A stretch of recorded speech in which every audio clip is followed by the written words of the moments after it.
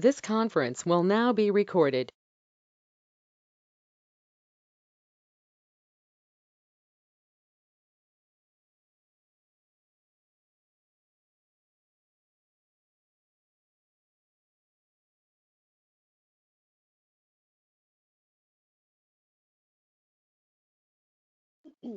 Assalamu alaikum, everyone. How are you?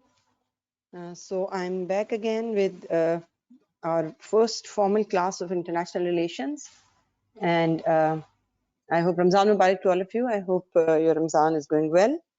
And so today we will begin with the basic concepts of international relations. We'll start with the historical evolution of state and state system and international society, and then we'll go through some of the basic concepts that we'll have to use time and again throughout this course. And so we'll begin with that, and inshallah then we'll proceed further. Tomorrow inshallah we'll be focusing on geography, how to learn maps, and then I'll start providing you with certain exercises related to maps, and then inshallah slowly but steadily we'll keep proceeding ahead. So we'll begin with positive energy, and I hope your positive response to stay with us throughout this course, because we plan to, inshallah, we have spreaded this course over the span of 4 months. And for Ramzan, we'll be following separate timings. However, after Ramzan, we'll have more classes of all these subjects. So in the month of Ramzan, we'll be having 4 classes of IR every week, and 2 classes of current affairs, and 1 class of history. So this is the schedule that I'll be following. And then my rest of colleagues will obviously follow their own schedule, and we'll let you know about the timetable and schedule that will be followed throughout Ramzan, inshallah. So when we talk about international relations, obviously the something that holds very significant place in international relations and understanding international politics, that of course is a state and state system.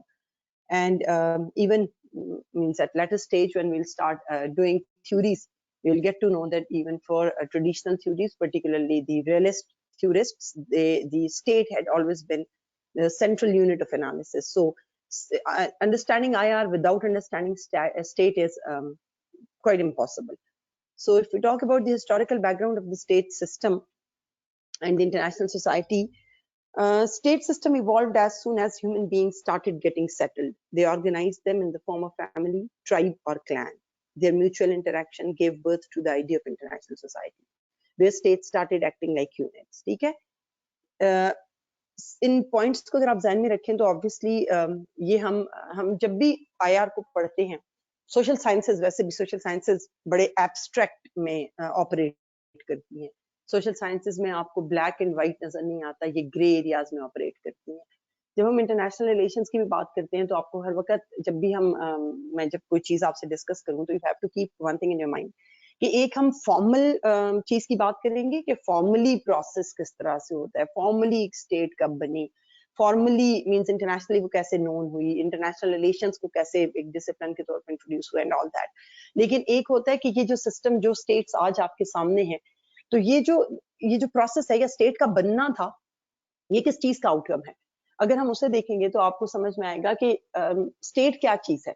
State basically a piece of territory holding certain number of people who intend to live together in that particular piece and who intend to claim certain identity. तो वो जो state का बनना है, means अगर ये इसे हम स्टेट कहते हैं, जिसको आगे मैं फॉर्मली डिफाइन भी करूंगी, तो फिर हम ये देखते हैं कि क्यों ह्यूमन बींग्स को ये लगता है या कब से ह्यूमन बींग्स को ये लगा कि उनको यूनिट्स की फॉर्म में रहने की जरूरत है. State actually is a unit. अगर हम इंटरनेशनल सोसाइटी को लार्जली देखते हैं तो हमें नजर आता है कि international society is composed of separate units and those units actually are the states. तो उस तरह से अगर सोचा जाए तो हमने ये देखना है कि वो जो यूनिट बनना था, यूनिट की फॉर्म में आना था, ये नीड कब से इंसानों को लगने लगी. तो फिर हमें समझ में आता है कि from the time when humanity started growing, उस जमाने से इंसानों को इस बात की नीड फील हुई कि they need to live together and they can not stay in isolation because they have to obviously depend upon one another in certain ways. और वही चीज थी जिसने उनके अंदर sense of cooperation and clash of interest पैदा करना शुरू किया, जहां पे उनको लगता था कि they can ultimately strengthen themselves, they can create better living conditions by cooperation. They started cooperating with one another, और वहीं पे उनको उनके साथ साथ एक आइडिया ऑफ थ्रेट आने लगा, और उसके अगेंस्ट उन्हें कभी इकट्ठे होना था, कभी फिर दूसरे एक ट्राइब दूसरे ट्राइब से लड़ता, एक फैमिली दूसरी फैमिली से लड़ती, एक क्लैन दूसरे क्लैन से लड़ता, और बड़े जमाने तक इसी तरीके से सिस्टम चलता रहा। जब हम बहुत पुरानी एवोल्यूशन को देखते हैं, जब हम देखते हैं कि ये जो आइडिया है यूनिट्स क्रिएट करने का और इनमें एक सर्टेन लेवल ऑफ एडमिनिस्ट्रेशन का, तो ये आइडिया काफी पुराना है। और जब हम थोड़ा सा एक देखते हैं डेवलपमेंट का लेवल आगे होता गया, तो वी गेट टू नो कि जब आपकी ग्रीक सिटी स्टेट्स बनी, ये जो मैंने इमेज भी यहाँ पे डाला, that is actually of the Greek city states. तो जो ग्रीक सिटी स्टेट्स आपकी थी, ये वो स्टेट, ये बड़ी उस जमाने के हिसाब से बहुत ज्यादा मॉडर्न स्टेट्स थी, और बहुत लेकिन स्मॉल यूनिट्स थे। कोई 1000 के करीब ग्रीक सिटी स्टेट्स थी, जिनमें obviously there were certain who were more significant, more powerful, like Athens and Spartans and all. लेकिन हमें ये नजर आता है कि वहां पे बहुत सारी ऐसे यूनिट्स थे, ऐसे ग्रुप्स थे जिन्होंने इकट्ठे रहना शुरू किया, और उनको ये लगता था, and they had their own rulers either in the form of kings, और they used to give them separate titles. और उन्होंने ये करना शुरू किया कि अपने इर्द गिर्द अपने आप को फोर्टिफाई किया, अपने प्रॉपर ड्रेनेज सिस्टम्स बनाए, प्रॉपर एक रहने का सिस्टम बनाया। इवन उनकी गवर्नमेंट बिल्डिंग्स होती थी, ऑफिशियल बिल्डिंग्स होती थी, उनकी इवन टेम्पल्स होते थे। So they started working on all of these things and they started constructing it. अभी अगर आप इमेज देखें इसमें जो मैंने यहाँ पे which I am showing you using spotlight, तो इन इमेजेस को देख के no one can say that this image indicates state system which obviously which is too old, बहुत ज्यादा पुरानी हिस्ट्री को जो इंडिकेट करता है, ये वो ग्रीक सिस्टम है जो बहुत हजारों साल पुराना है। इसे देख के नहीं आप कह सकते ना। तो इसका मतलब ये हुआ कि जो ह्यूमन बींग्स हैं, उन्होंने डिफरेंट काइंड्स ऑफ सेटलमेंट्स बनानी शुरू कर दी थी बहुत पुराने जमाने से। आपकी जो मॉडर्न स्टेट का कॉन्सेप्ट है, it is obviously a late development. However, we could see the evolution of this system even previously, even historically.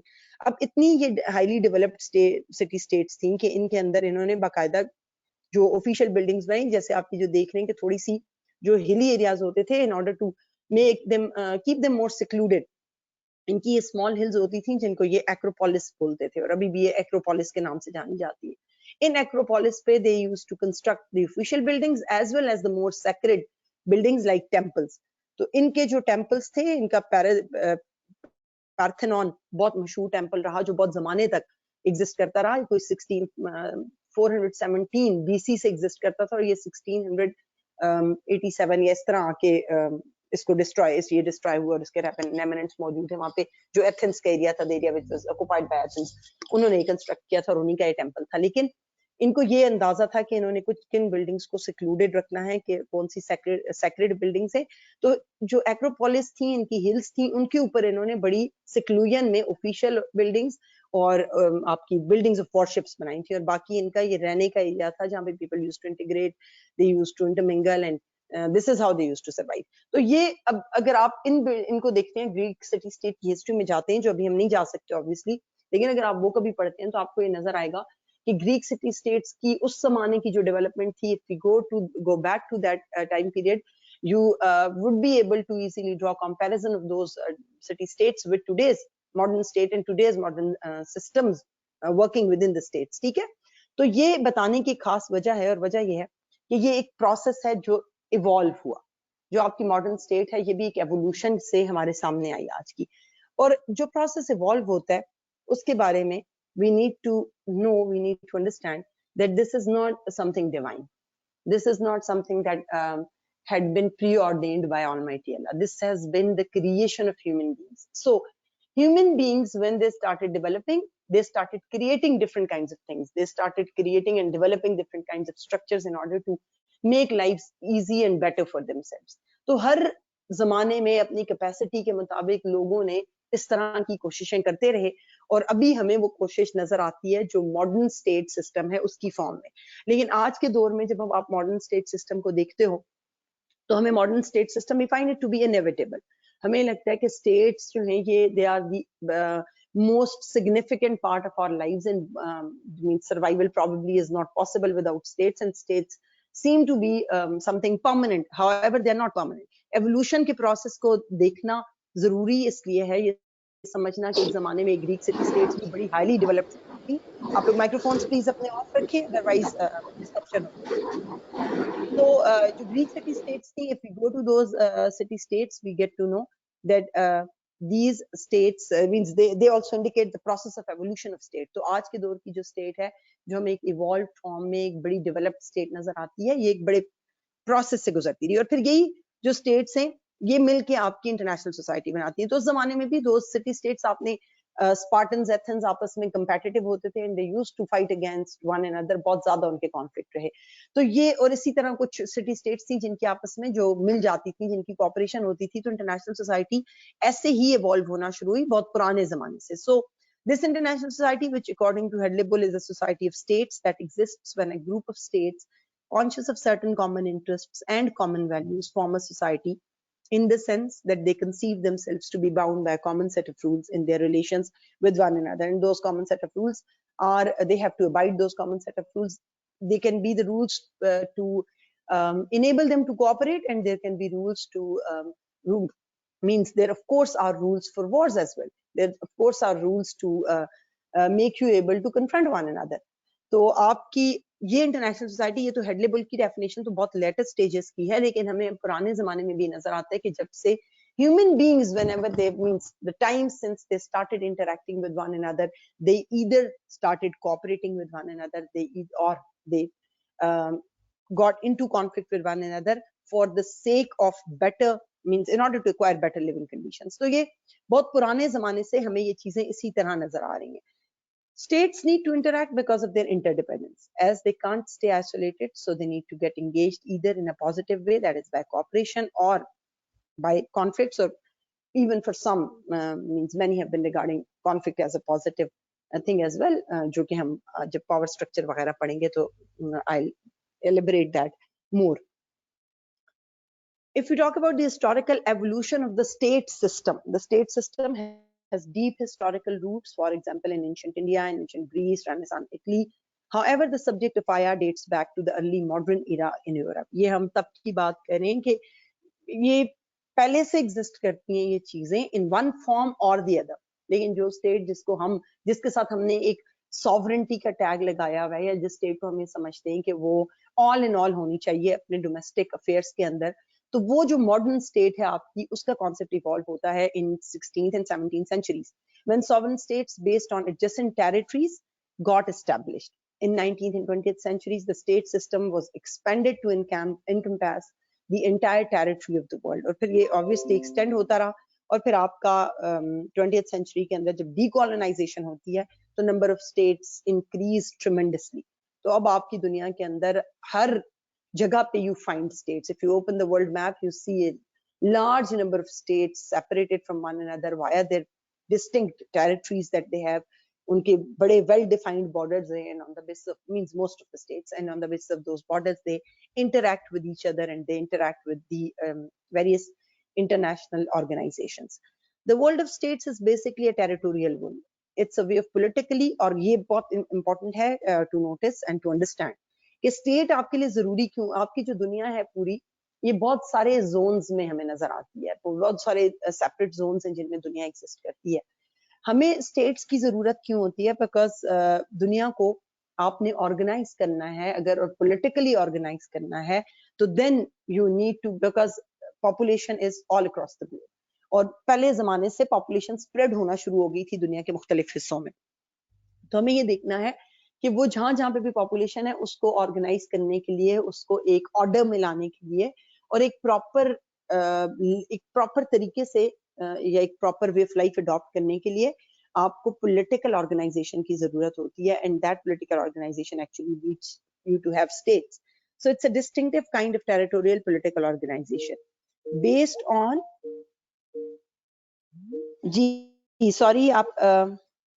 sorry for interruption. So it's a way of politically organizing the world's populated territory, a distinctive kind of territorial political organization based on numerous different governments that are legally independent of each other. जो आपकी states हैं, legally of course they all have to be independent, and in the state system they are interdependent. तो आपकी जो government है उसकी distinct feature ही है कि उसने अपनी इंडिपेंडेंस को, अपनी सॉवरेंटी को रिटेन करना है। और पूरी दुनिया में हमें अंटार्कटिका के अलावा पूरी दुनिया में हमें ये नजर आता है कि बहुत means there are almost around 200 states जो कि spread हुई हैं पूरी दुनिया के अंदर, and they all are politically independent. They have their own separate territories, they have their own well-defined borders, and they are being governed by different states. Antarctica का status इस तरह से अलग है कि this is it's governed by Antarctic Treaty System, जो कि जिसके 12 countries अभी members हैं, और उन सब के पास common ownership है of Antarctica, because Antarctica is not populated. Antarctica के अंदर बहुत जो हाई नंबर ऑफ पीपल होता है जो वहां पे जाते हैं, they usually are in summers, जो कि 500-600 के करीब एक जोन में, 400-500 के करीब दूसरे जोन में, एंड दो zones are being operated by countries like United States of America, UK, Australia, even France, Norway, New Zealand, Argentina, इस तरह के मुल्कों के जहां जहां से भी जिनकी भी साइंटिफिक अर्ज है, और वो मुल्क थे जिन्होंने ये अंटार्कटिका की जो अंटार्कटिक ट्रीटी सिस्टम था इसको साइन किया था। और ये बेसिकली साइंटिफिक जो एक्सपीडिशंस हो रहे हैं और साइंटिफिक जो रिसर्च हो रही है उसके लिए यूज हो रहा है। इसलिए अंटार्कटिका एक बड़ा लैंडमास है, बड़ा एक वो हिस्सा है, वो टेरिटरी है which is not divided into states and which has no separate administrative units, however is being owned and controlled by different countries of the world or already existing states of the world. अब जब हम modern state system को देखते हैं कि हमें हमारे पास जो आज का स्टेट का कॉन्सेप्ट है ये कहाँ से आया, तो we have to go back to the 30 years wars of 1600 means of the 17th century, और 17th century में ये 30 years wars हुई थी यूरोप के अंदर, और ये 1618 से 1648 तक ये बहुत इंपॉर्टेंट है, क्योंकि इनके साथ फिर जो जिस ट्रीटी ने स्टेट के कॉन्सेप्ट को कोडिफाई किया वो आपके even paper point of view से भी और अदरवाइज भी स्टेट के सिस्टम को और मॉडर्न स्टेट के सिस्टम को समझने के लिए you can not overlook that, you can not ignore those ideas. So 30 years wars that ये आपका मैप है उस जमाने का। 1648 में बहुत सारी एम्पायर्स होती थी, ये आप देख सकते हैं ग्रीन में, you can see the Ottoman empire, ये भी बहुत बड़ी उस जमाने की एम्पायर थी। उसी तरह ये जो स्पेनिश एम्पायर है और यहाँ पे हंगरी है, ऑस्ट्रिया, ये सब लार्जली जो हैब्सबर्ग एम्पायर था उसका हिस्सा थी, और इनका जो मोनार्क था, जो रूलर था, वो रोमन एम्पायर थी। रोमन एम्पायर का जो रूलर था, he was heading them and they were accountable to that, और अदरवाइज इनके अपने किंग्स होते थे इधर। इन सब जो एम्पायर्स थी छोटी छोटी किंगडम्स थी, लेकिन largely they were the part of the Habsburg empire and then were accountable to the Roman empire और the king of the Roman empire. तो ये यहाँ पे आप देखें, अगर मैं इस टूल को यूज करके आपको दिखा रही हूँ, you can see there is an area जहाँ पे लिखा हुआ है क्राउन ऑफ बोहेमिया। ये जो बोहेमिया था, यहाँ पे प्रोटेस्टेंट्स थे इन लार्ज नंबर, और जो प्रोटेस्टेंट्स थे they actually started a struggle primarily against, और बोहेमिया का जो रीजन है it was being it came under the rule of the Spanish kingdom. बड़ा जो एम्पायर है, बड़ी जो डायनेस्टी है तो हैब्सबर्ग एम्पायर है, लेकिन उसके अंदर जो किंगडम्स हैं तो उनमें बोहेमिया और Spanish kingdom was actually controlling them, और ये उसके बॉर्डर उसके अंदर आता था। तो बोहेमिया वाले जो थे दे वर प्रोटेस्टेंट्स, और Spain was being ruled by Catholics. तो जो प्रोटेस्टेंट्स ऑफ बोहेमिया थे they actually started an uprising against the kingdom, against the Spanish kingdom. तो यहाँ से ये स्टार्ट होती है, और ये जो बोहेमिया है ये आज का जो आपकी चेक रिपब्लिक है, चेक रिपब्लिक का आपने नाम सुना होगा, जो चेक रिपब्लिक जो कोल्ड वॉर के टाइम पीरियड में चेकोस्लोवाकिया होता था और जो बाद में स्प्लिट हुआ और चेक रिपब्लिक बना, तो आज का ये चेक रिपब्लिक है एक्चुअली, जो जमाने में क्राउन ऑफ बोहेमिया था। So they started a revolt and uprising against this Spanish kingdom, जो मैं ड्राइंग टूल से आपको बता रही हूँ। और ये इसलिए मैं डेलिबरेटली इस मैप के थ्रू आपको बता रही हूँ कि you will be able to keep it in your mind, आपकी मेमोरी में ज्यादा बेहतर तरीके से ये रिटेन रह सकेगा। तो ये जो थे, इन्होंने जब अपराइजिंग इनकी स्टार्ट हुई तो originally this was a conflict between Protestants and Catholics, जो कि बहुत ज्यादा इंटेंसिफाई हो गया। रिलीजियस इंटॉलरेंस इसका रूट कॉज थी, लेकिन इंटेंसिफाई होके फिर इसमें हर तरह के जो इंटरेस्ट थे वो इन्वॉल्व हो गए, and this war spreaded all across the Europe and the power politics actually began. तो ये जो 30 years wars थी, तो इसलिए ये बहुत लंबी हो गई। इनकी जो प्रोटेस्ट थी ये 1618 से 1620 तक रही, लेकिन उसके बाद 1630s में फिर शुरू में ये रिलीजियस ही कॉन्फ्लिक्ट था, largely between Catholics and the Protestants.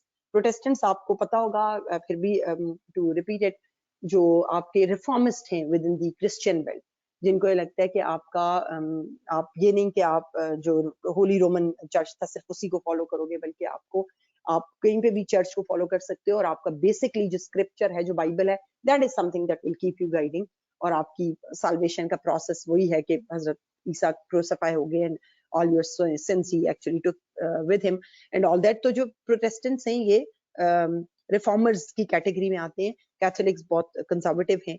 तो इनके बीच में जो स्ट्रगल शुरू हुई वो स्प्रेड होगी पूरे यूरोप के अंदर, और फिर हालात ऐसे थे कि Protestants were fighting the Protestants and Catholics were fighting the Catholics, और पावर पॉलिटिक्स एक्चुअली बिगेन।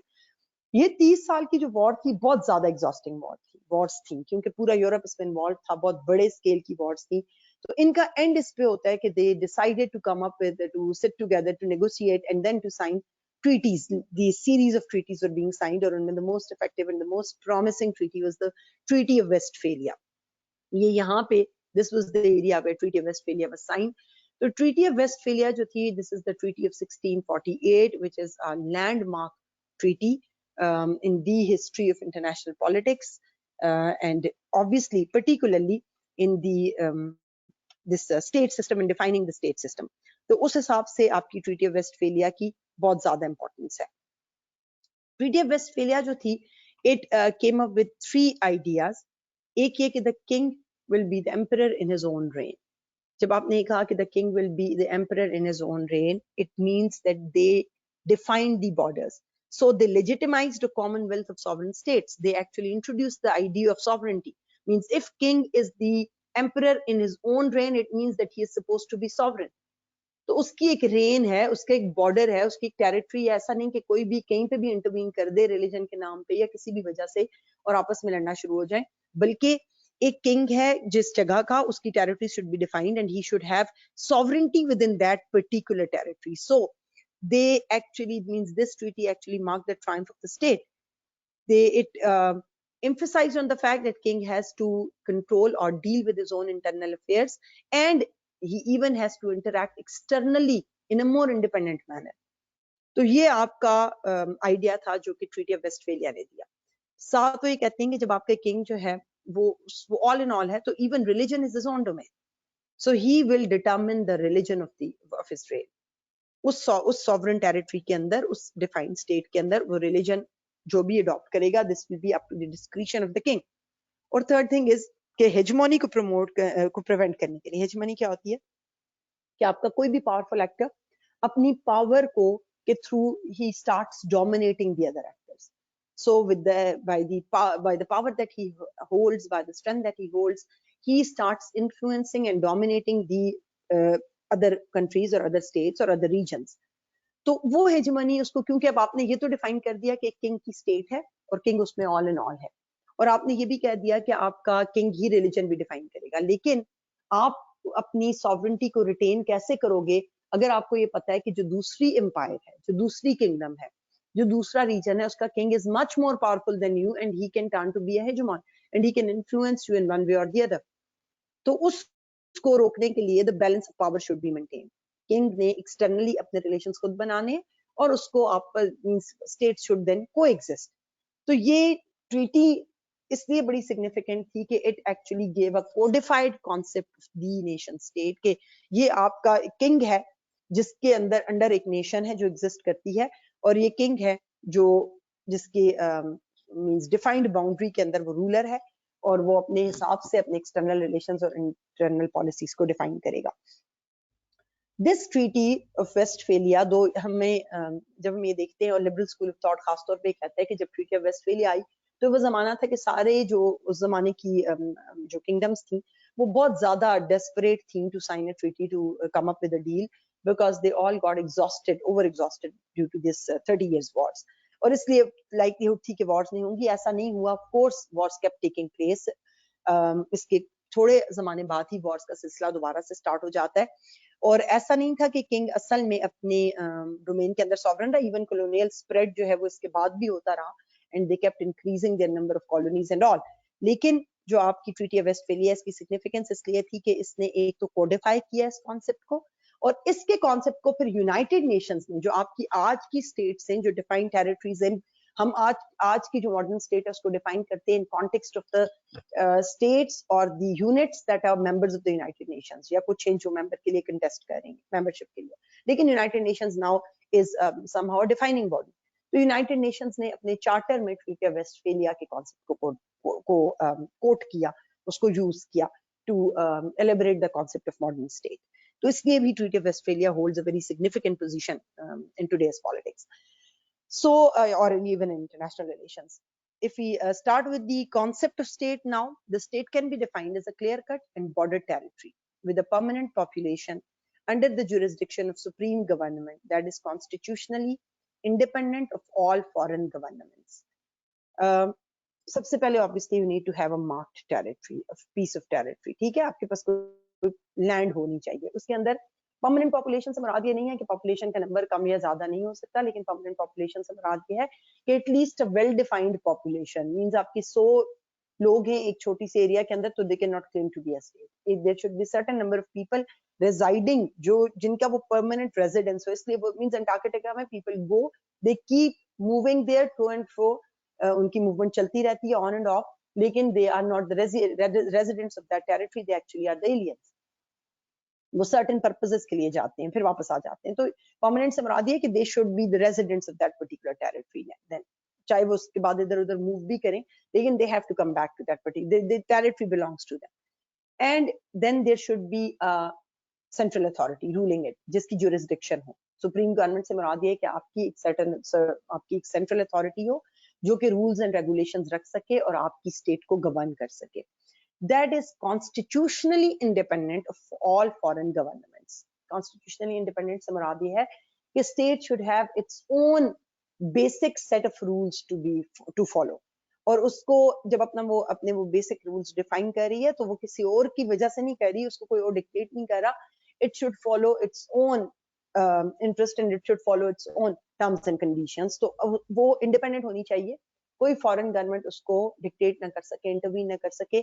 तो theoretically this is how state works, this is how the state goes. However practically obviously यहाँ पे फिर state के अंदर दो ये बड़ा important difference है which needs to be noted here कि theoretically आपकी state should be sovereign completely and independent of foreign influence. However states cannot, states have to sacrifice or have to compromise at least a part of their sovereignty now, means every now and then, ठीक है।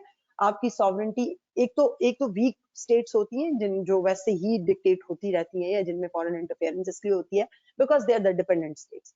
Even जो आपकी independent states हैं उनको भी on and off अपनी sovereignty को at stake रखना पड़ता है, खासतौर पे आज की जो ग्लोबलाइज्ड वर्ल्ड है जिसमें आपके organisations, institutions, multinational corporations have emerged as the strong entities. तो sovereignty, absolute sovereignty is not possible. लेकिन आपका जो थ्योरेटिकल स्टेट का कॉन्सेप्ट है उसमें a state needs to have sovereignty and there should be they should have their own set of rules, they should be independent of the foreign influence. लेकिन आपकी practically अगर से कभी भी स्टेट के बारे में सवाल आता है तो आपको पता होना चाहिए कि practically absolute sovereignty is not possible. And जब हम स्टार्ट ही कह दिया कि आपका जो स्टेट सिस्टम है इंटरनेशनल सोसाइटी है, तो आप ये कह सकते हो कि in the presence of international society obviously absolute sovereignty is not possible because you begin with the point that states are interdependent and so they have to interact, and when you are interdependent obviously you cannot have absolute sovereignty at all. With very few exceptions, everybody on earth lives in as well as is citizen of one of these states, hence are connected to the state system. State obviously आपको state को समझना भी इसलिए बहुत जरूरी है कि आपकी life at stake है because of the states. आपकी लाइफ डिपेंड करती है on the states where you reside in. Though legally states are independent of each other, but they affect each other in various ways. Therefore, they need to find ways to coexist. Hence, they form a state system. States are usually embedded in international markets, which affect the policies of their governments and wealth and welfare of the citizens. जो भी मैंने आपको बात की कि global इरा में खासतौर पे आप क्योंकि इकोनॉमिक मार्केट्स हैं आपकी, आप इकोनॉमिकली बहुत स्ट्रांगली इंटरैक्ट कर रहे हो आपस में, तो आपके लिए एब्सोल्यूट सॉवरेंटी पॉसिबल नहीं होती। आइसोलेशन, क्योंकि एब्सोल्यूट सॉवरेंटी आप तब एंजॉय कर सकते हो ना जब आप टोटली आइसोलेशन में। स्विट्जरलैंड जो यूरोपियन मुल्क है और ये बड़े जमाने तक 2002 तक till 2002 they were not the member of United Nations, but after 2002 ultimately they decided to join United Nations. तो इस तरह isolation in current era, isolation is not possible, and those who are forced towards isolation or are cut off from the state system, larger state system, so international society, they then suffer a lot, like Iraq after these economic sanctions, and Libya, Iran, North Korea. Iran का भी आपने corona के दौरान बहुत ज्यादा देखा होगा, और बहुत ज्यादा इसको मीडिया कवरेज भी बहुत कुछ जगहों पे मिलती रही, सोशल मीडिया पे बहुत ज्यादा आता रहा कि ईरान की suffering has multiplied because of the sanctions that have been imposed against Iran. तो वो चीजें जब आपको आइसोलेट करने की कोशिश की जाती है तो अब वो आइसोलेशन स्टेट्स के लिए एक्सेप्टेबल भी नहीं है, तो इसलिए you have to obviously make a compromise of your sovereignty every now and then. Like most other social systems, the state system has its own advantages and disadvantages for states and people, जो भी मैं आगे इसको discuss करूंगी। लेकिन एक चीज और कॉन्सेप्चुअली जो आपके लिए समझनी बहुत जरूरी है वो ये है कि ये जो स्टेट का कॉन्सेप्ट होता है ये सबसे ज्यादा एक कंफ्यूजन क्रिएट करने वाला कॉन्सेप्ट होता है। और स्टेट के बारे में अगर कभी भी आपसे सवाल पूछा जाता है तो you get confuse with the idea कि हम कौन सी स्टेट्स को कौन से मुल्क जो हमें नजर आ रहे हैं, whether we should place them in the category of state because we do not find them। एक तो हमने कह दिया कि absolute sovereignty does not exist, ठीक है, तो absolute sovereignty is something else। एक हम ये देखते हैं कि कौन सी स्टेट्स हैं जिनके इतने वीक इंस्टीट्यूशंस हैं कि वो तो ना अपने लोगों को कुछ प्रोवाइड कर पा रही हैं जो स्टेट की रिस्पॉन्सिबिलिटी है, ना वो इंटरनेशनली कोई बहुत इफेक्टिव रोल प्ले कर पा रही हैं। तो should we even consider them to be states और नॉट, या किस तरह से हम उनमें और उन स्टेट्स में जो कि बहुत ज्यादा सोशल वेलफेयर है उनके अंदर और वो अपने लोगों को बहुत ज्यादा जितनी भी उनकी रिस्पॉन्सिबिलिटीज हैं वो पूरी कर रही हैं and their people are enjoying much better lives and all that, तो हम उनमें डिस्टिंक्शन कैसे क्रिएट करें, मींस थ्योरेटिकली डिस्टिंक्शन कैसे क्रिएट करें। हम कह सकते हैं कि there are weak states and strong states and all these terms, however theoretically we can create that distinction on the basis of keeping these two terminologies in mind. One is two kind of statehood exists in this world. One is empirical statehood and the other is juridical statehood. So juridical statehood jo hoti hai, that actually implies to all those states who have, jo humne pehle baat ki कि well defined border, have population, have a government, even if it's a strong government or weak government, but there are certain group of people who are ruling them, who are trying to have to maintain law and order in their countries, and those set of people who and those states are now currently member of the international organization like United Nations, means उसकी कम से कम membership के लिए वो qualify कर रही हैं और उसकी member हैं, ठीक है। तो ये juridical state है और ये चीज आप सारी states को equal बना देती है। means Pakistan being member of United Nations, Congo being member of United Nations, even Somalia being member of United Nations is equal to United States of America being member of United Nations. So in UN General Assembly, they are juridically equal. ये इनका juridically statehood है जो इन सबको, इसमें हमें समझना बड़ा आसान है कि juridically आप ये कह सकते हो कि juridically तो दुनिया के अंदर इतनी states हैं और ये सब equal states हैं जो कि UN की members हैं।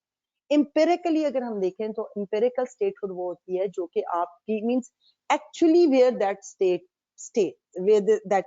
stands, और वो हम कैसे हमें पता चलेगा कि states कहाँ पे stand कर रही हैं, that actually we'll find by keeping this thing in mind कि आपकी जो state है उसके institutions कितने effective, उसकी वो अपनी responsibility towards its people कितनी fulfill कर रही है, वो कितनी अपने national unity को मेंटेन कर पा रही है, या नेशनल यूनिटी उसने मींस उस स्टेट के अंदर मौजूद है, तो उसकी और कितनी स्ट्रॉन्ग इकोनॉमिक बेसिस है उसकी। So these things we have to keep in mind while somehow keeping these or while maintaining a list of the states on the basis of different degrees. So we know that there are certain states like United States of America, like Canada, like Scandinavian countries, who are empirically much sound than the states like even unfortunately Pakistan and even these countries like Somalia, Iraq, now Libya, जहाँ पे भी crisis situation है इस तरह के मुल्क, तो ये empirical difference इन सब के अंदर exist करता है। juridically ये एक ही तरह की states हैं, जो आपका statehood का concept है उसमें this empirical और juridical ये वो explanation है जो कि distinction को बड़ा visible कर देती है। और फिर हम ये देखते हैं कि even empirical states जो हैं means states who have got empirical statehood वो भी जरूरी नहीं कि बहुत पावरफुल स्टेट्स हों, like the Scandinavian countries. Denmark is empirically a very sound state. However, Denmark is not a powerful state because Denmark does not influence the world politics and the world at large. However, United States of America is empirically as well as juridically a sound state. या Taiwan को हम देखते हैं तो Taiwan empirically is far better. However, juridically it does not exist as a state. उसकी empirical statehood है, Taiwan के अपने इंस्टीट्यूशंस हैं, लेकिन स्टेटहुड नहीं है because Taiwan is not the member of United Nations. It is not recognized as an independent state by many. ठीक है, तो I hope you grasp this concept. ये बहुत टाइम भी लग रहा है, लेकिन ये बेसिकली इसलिए कि ये बहुत सिग्निफिकेंट चीजें हैं. अगर आप स्टेटहुड के आइडिया को, स्टेट के ऊपर बहुत ज्यादा आईआर आपका और आईआर के बहुत से सवाल हैं जिनमें आपको स्टेट को एक्सप्लेन करना बड़ा जरूरी होता है. तो I hope it these things will help you to means to be more clear about the idea of state and all that, and international society. Now, what does it mean to be the citizen of a state? Individuals, जैसे हमने पहले बात की कि most of the people in the world are citizens of one state or the other, and they opt to be the citizens. We are born in certain states, and obviously we are compelled to be citizens of those states. लेकिन बहुत सारी दफा if you get an option to leave the citizenship, there would be many people who will not leave that, who will opt to remain the citizen of the state where they were born. और कुछ ऐसे होंगे जो कि leave करके but they will try to acquire the citizenship of another state. India dual citizenship की इजाजत नहीं देता. There are a large number of Indians who are residing in Canada and in the United States of America, and they have opted to acquire the citizenship of either America or Canada, and have obviously left the citizenship of India, but they opted to acquire the citizenship of someone else. तो citizenship आपको लगता है कि आपके लिए एक important चीज है. अगर आप जिस जगह की आपकी birth है, आप उस citizenship से नहीं भी खुश हो और आपको chance मिलता है to get the citizenship of someone else, तो most of the people would opt to be the citizens. और क्यों आपको चाहिए होता है? Because state has got means आप state को ये leverage देते हो, आप state को ये ऑप्शन देते, मींस आप स्टेट को ये अथॉरिटी देते हो कि वो आपको रूल कर सके. आप स्टेट को ये अथॉरिटी देते हो कि उसके जो इंस्टीट्यूशंस हैं वो लॉ एंड ऑर्डर मेंटेन करने के लिए, अगर आप में से कोई कल्प्रिट है तो उसको जेल में भी डाल सकते हैं, पुलिस एक्शन ले सकती है and all that. They can even use force against you at certain times. जब ये सब कुछ देते हो तो obviously in order to get something in response. So state has got certain responsibilities and duties towards its citizens, and they include the ensuring security, freedom, order, justice and welfare. ये सब बहुत बेसिक टेनेट्स हैं जो कि state की responsibility में आता है. And everyone being the citizen of the state should be well aware of the responsibilities that a state has towards you. So, to begin with security, in this world of states, almost all states are armed to a certain level. Hence, state defend and threaten people's security. This paradox can be termed as security dilemma. State therefore presents problems and provides solutions. National security is another important issue that leads states to possess arms. ठीक है, ये बड़ी important चीज है समझनी कि security again एक बहुत ही कन्वोल्यूटेड कॉन्सेप्ट और आइडिया हो गया इन द इंटरनेशनल पॉलिटिक्स. और उसकी रीजन ये है कि basically in order to make ourselves secure we need arms, and possession of arms makes someone else insecure. So security of us can lead to the insecurity of someone else, and that lead us into a security dilemma.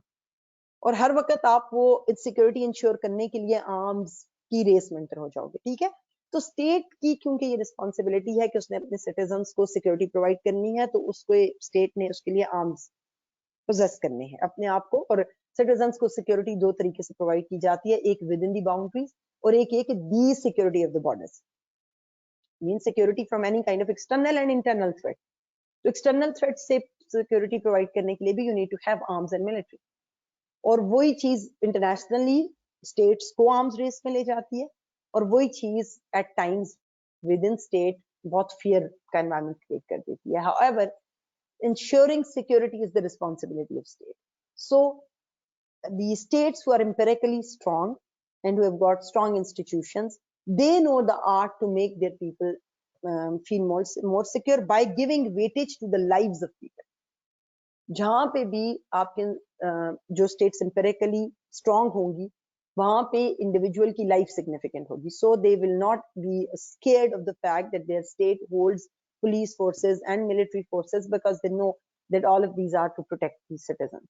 लेकिन जिन मुल्कों में भी empirically जो मुल्क strong नहीं होते, वहां पे आपकी presence of police force and heavy military forces turn to be at times a threat for the people themselves.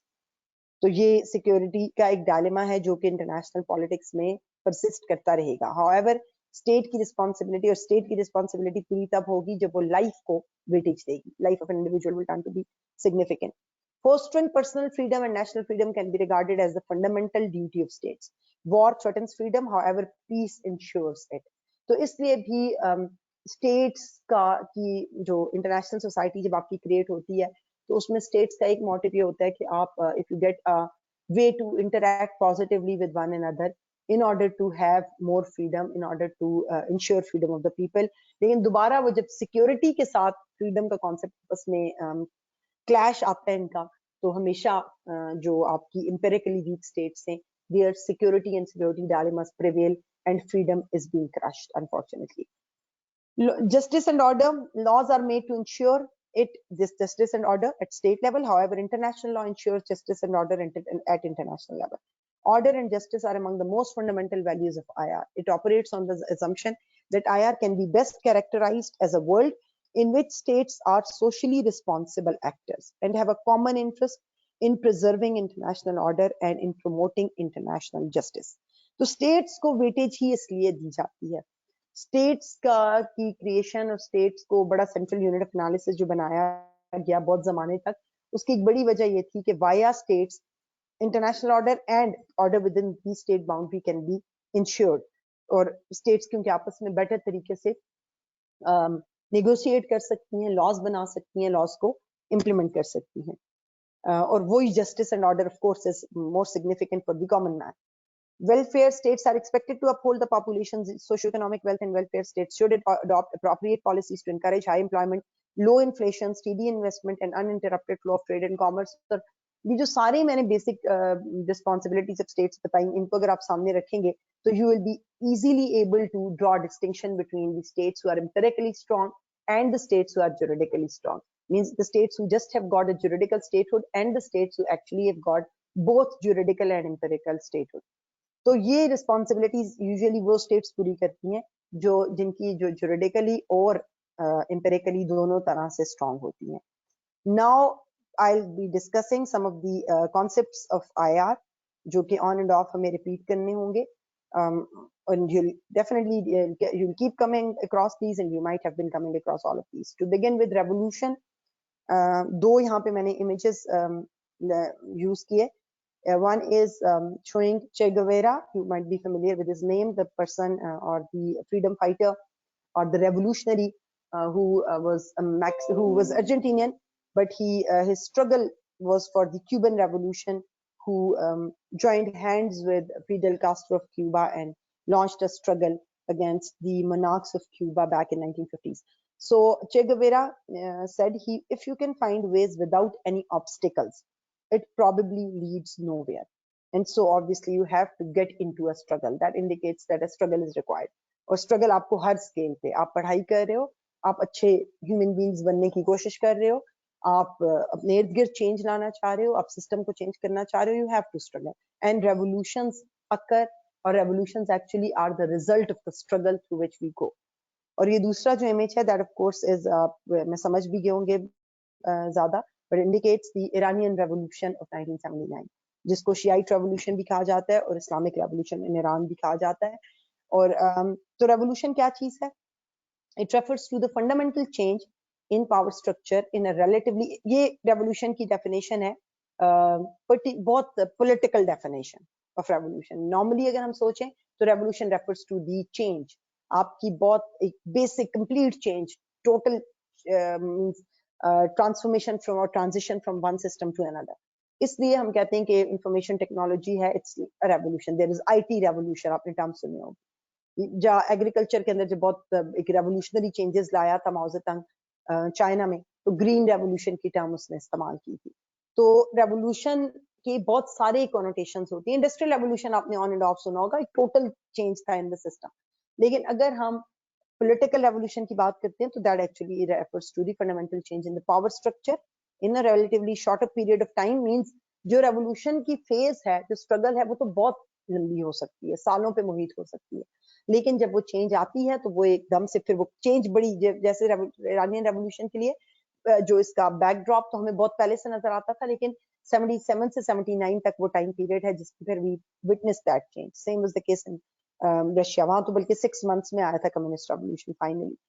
तो ये वो चेंज है जिसकी तरफ इशारा है, and it can have economic, political, ideological reasons and can lead either to complete change or major transitions. बहुत means जिसमें आपको सिस्टम के अंदर आपको नजर आए कि भाई थिंग्स आर अपसाइड डाउन। ठीक है, एक चीज यहाँ पे ध्यान में रखें कि रेवोल्यूशन जो होता है दैट रेफर्स टू चेंज, क्योंकि इट रेफर्स टू चेंज तो आपकी फेल्ड रेवोल्यूशनरी अटेम्प्ट्स होती हैं एट टाइम्स, लेकिन अगर जब रेवोल्यूशन आ गया तो आप कहोगे कि देन मींस जब चेंज आ गई तो you'll call it revolution, नहीं आई तो you'll say that there was an attempt for revolution but it failed।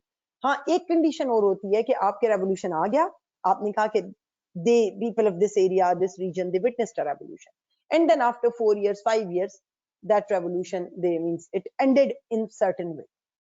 आप ये कहते हो कि भाई एक चेंज आ गई थी लेकिन उसके बाद फिर वो रिटेन नहीं कर पाए उस चेंज को और they went back to the traditional era and all that. ठीक है, तो इस तरह हो सकता है, लेकिन जो प्रोसेस होता है रेवोल्यूशन का, जैसे जो रशियन रेवोल्यूशन था उसका प्रोसेस बहुत पहले से स्टार्ट हुआ था और उसकी एक बहुत बड़ी रेवोल्यूशनरी वेव थी 1905 की, लेकिन that was failed attempt for revolution because they could not bring that change। So unless and until you haven't witnessed that change, you cannot call it revolution। revolution का मतलब ही आपकी वो चेंज है, वो change आ गई, ठीक है, चाहे वो उसके बाद फेल होगी, लेकिन वो चेंज आपने विटनेस की, we'll call it revolution। revolution में of course then there are different kinds of revolutions। आपकी व्हाइट रेवोल्यूशन भी होता है, रेड रेवोल्यूशन भी होता है। यूजुअली जो आपकी पॉलिटिकल रेवोल्यूशंस हैं उनमें ज्यादातर रेड रेवोल्यूशंस होते हैं जिनमें ब्लड शेड होता है, लेकिन व्हाइट रेवोल्यूशन अगर आपकी बहुत बड़े स्केल पे कॉन्स्टिट्यूशनल चेंज ऐसी है, और रेड रेवोल्यूशन इसलिए होता है यूजुअली क्योंकि it's by the common man against the power structures and the powerful of course use force to crush, और फिर लोगों के और उनके आपस में जो कन्फ्रंटेशन होती है तो that usually turns to be a military confrontation. लेकिन आपके अगर पावर स्ट्रक्चर के अंदर जो पावर एलीट है वो आपकी पॉलिटिकल सिस्टम्स में कोई बहुत बड़े लेवल की चेंज लाने की कोशिश करे, जैसे कि कॉन्स्टिट्यूशंस को कंप्लीटली अपसाइड डाउन कर दे, तो हम ये कहेंगे कि there was a white revolution. ये हम ईरानियन रेवोल्यूशन जब पढ़ेंगे तो I discuss it at length. Moving ahead, civil war. Civil war आपकी क्या होती है? It's a war between a state and the domestic political actors that claim control over some of part of the territory. ये बहुत organised message होते हैं, large number of people who are more organized and they make a claim over certain areas and then they get into, और उनकी और भी reasons हो सकती हैं to have civil war, लेकिन usually क्योंकि civil war बहुत mobilized masses करते हैं, वो बहुत सारे tactics use करते हैं पहले in order to ask for their in order to ask for parity, in order to ask for in order to pressurize state to deal with their social grievances or economic grievances or so। लेकिन ultimately जब ये masses बहुत highly mobilized हो जाते हैं और जब कोई end नहीं होता इनके पास, तो then they get into this kind of civil war in which either is being crushed by the government or is lead them to get into the kind of independence or kind of territory they want to have। वो territories कभी कभी autonomous regions within a state बन जाती हैं और कभी कभी वो separate states होती हैं। तो ये आपकी सिर्फ, या फिर आपका कोई बहुत strong claim है, जैसे यूनाइटेड स्टेट्स ऑफ अमेरिका के अंदर भी वो जो साउथ की स्टेट्स थी उन्होंने इंडिपेंडेंस क्लेम कर दी थी अगेंस्ट दिस, जो स्लेवरी खत्म करने के बारे में डिस्कशन हो रही थी उस पर, और सिविल वॉर उसने लीड किया and ultimately they all got unified in the union. आपकी जो तो क्रश हो गई वो सिविल वॉर, लेकिन आपकी जो सिसेशन मूवमेंट है बांग्लादेश की 1971 की, उसमें that civil war resulted in the creation of a separate state. और अभी आपकी सीरिया, यमन वगैरह में civil war की conditions है, Syria में particularly। So this one image is from Syria and the other is from United States of America, की जो पुराना अमेरिका है। Now coming to, अच्छा, और एक बात और ध्यान में रखें कि civil war जो होता है that can turn to be a tool towards revolution। और इसी तरह सिविल वॉर के साथ फिर सिविल वॉर से पहले के टूल्स होते हैं, जैसे आपका इंसर्जेंसी एक टूल है जिसमें आपके बहुत मैसिव मूवमेंट नहीं है लेकिन स्मॉल ग्रुप्स ऑफ पीपल हैं जो कि टारगेट करते हैं सर्टेन की एरियाज को by use of violence in order to pressurise the ruling elite और in order to pressurise the power centres. तो वो फिर इंसर्जेंट्स होते हैं। तो इंसर्जेंसी वो मूवमेंट होती है, वो स्ट्रगल होती है जिसमें violence is involve and small group of people they start targeting the power centres, the assets, और वो insurgency again is a tool towards revolution and it can also lead to civil war. तो ये आपस में interlinked होते हैं, लेकिन हम इनको ऐसे नहीं कर सकते कि एक टर्मिनोलॉजी को दूसरे की जगह इस्तेमाल करें। Monarchy is a form of government in which supreme power lies with an individual who is the head of the state. He transfers this power to his descendants on the hereditary principle. Monarchy now is monarchy has been of two types. One is constitutional monarchy and the other is absolute monarchy. Absolute monarchy कौन सी है? Where king is all in all. वो जैसे Saudi Arabia. जबकि आपका constitutional monarchy, despite the fact that Saudis are passing through certain kinds of reforms, but still they are the absolute monarchy. आपकी constitutional monarchy जिसमें आपका king या queen, ये means आपके monarchs, they are the titular head and the power then lies with the legislative bodies. तो उन्होंने अपनी बाकायदा एक इलेक्टोरल प्रोसेस शुरू कर दिया है और इलेक्शन हो रहे हैं और उनकी लेजिस्लेटिव बॉडीज हैं। तो कॉन्स्टिट्यूशनल मोनार्कीज दो तीन तरह की होती हैं। बेसिक जो नोशन है कॉन्स्टिट्यूशनल मोनार्की की, उससे मुराद ये कि where constitution is there and the monarchs of course they have to consult constitution, they are not all in all, उनकी पावर के ऊपर एक चेक आ गया। फिर कॉन्स्टिट्यूशनल मोनार्की में जो बहुत डेवलप्ड कॉन्स्टिट्यूशनल मोनार्कीज हैं, they are like the UK, और जो वीक कॉन्स्टिट्यूशनल मोनार्कीज हैं, दे आर लाइक बहरीन। जो यूके में जैसे हम देख सकते हैं, no power to pass legislation, power in the elected parliament and role is ceremonial. So this image of the queen, this is the constitutional monarchy and this indicates the absolute monarchy. और यहाँ पे ज़हन में रखें कि monarchy का एक principle है जिस पे, means individual head of the state है, आपका king है, he can be all in all and so, however एक principle है monarchy का जो कि heredity principle है, means power will be transferred to descendants, और वो obviously उसमें descendants can be of different kinds, आपके भाई को भी ट्रांसफर हो सकती है, आपके बेटे को भी ट्रांसफर हो सकती है, and so on and so forth। लेकिन ये बात ज़हन में रखनी बहुत जरूरी है, because this is how we draw a distinction between the monarchy and systems like authoritarianism or even dictatorships at certain point in time.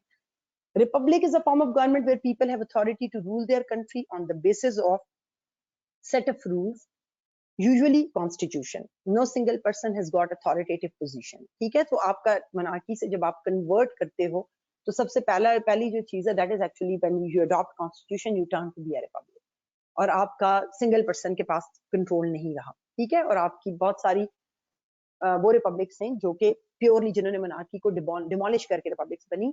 For example Nepal used to be a monarchy, however in 2008 Nepal passed through a major phase of transition and they turned to be a republic. They totally abolished the institution of monarchy.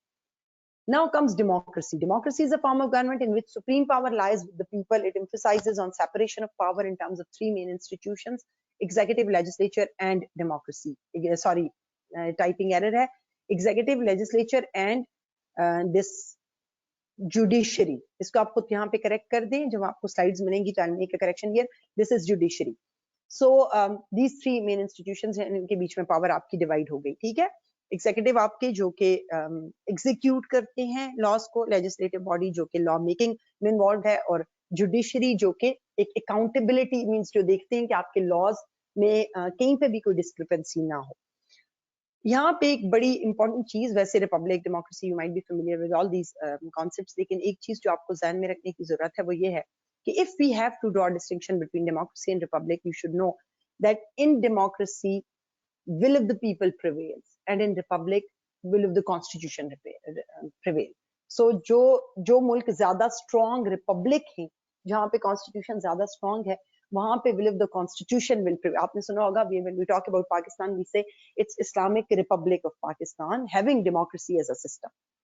तो पाकिस्तान जिस तरह की भी fragile, obviously right now we won't get into that debate, लेकिन apparently democracy in place. ठीक है, तो जब हम पाकिस्तान की बात करेंगे, तो जब हमने ये कह दिया कि इस्लामिक रिपब्लिक ऑफ पाकिस्तान, तो इसका मतलब ये होगा कि constitution holds the supreme value, not the people. अगर आपका कॉन्स्टिट्यूशन कोई चीज कह रहा है, तो आपकी पब्लिक अगर उसके पब्लिक चाह भी रही है, means we are Islamic Republic of Pakistan, even if people of Pakistan want to consume alcohol, and they want the consumption of alcohol to be legalized.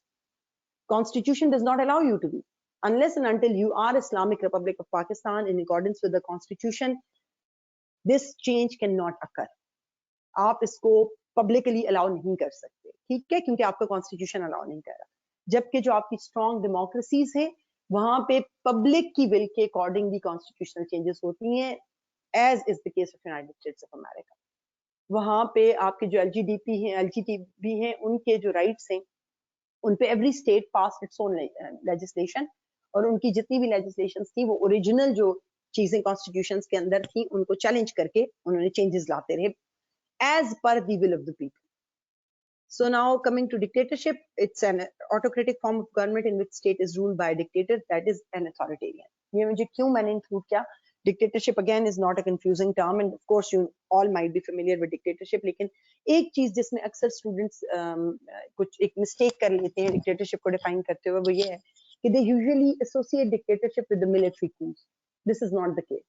Dictatorships can be dictatorship can be the result of a military coup, and even dictatorship can be the result of the electoral politics.